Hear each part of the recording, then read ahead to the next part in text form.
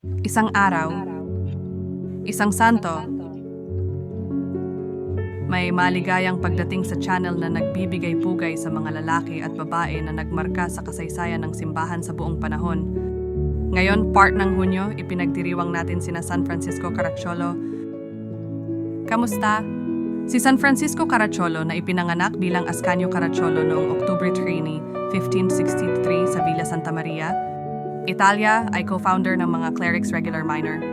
Mula sa isang marangal na pamilya sa Italia, siya ay nagkasakit ng malubha sa edad na 22 at nangakong ialay ang kanyang sarili sa Diyos kung siya ay gagaling.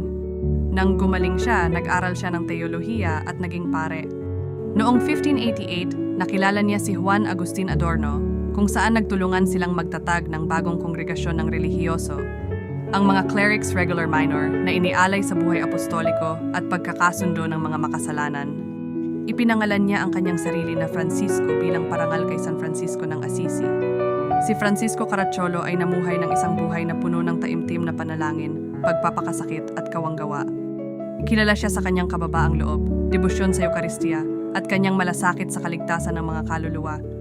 Namatay siya noong Hunyo 4, 1608 sa Agnone, Italia, at siya ay kinanonisa ni Papa Pio VII noong 1807. Narito mang isang panalangin na inaalay kay San Francisco Caracciolo.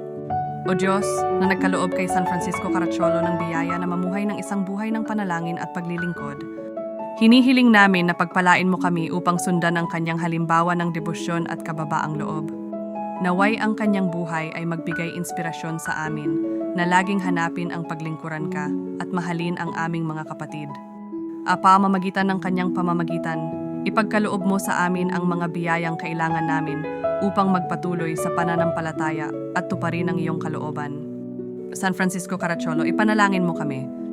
Amen. May iba pang mga santo na ipinagdiriwang ngayong araw.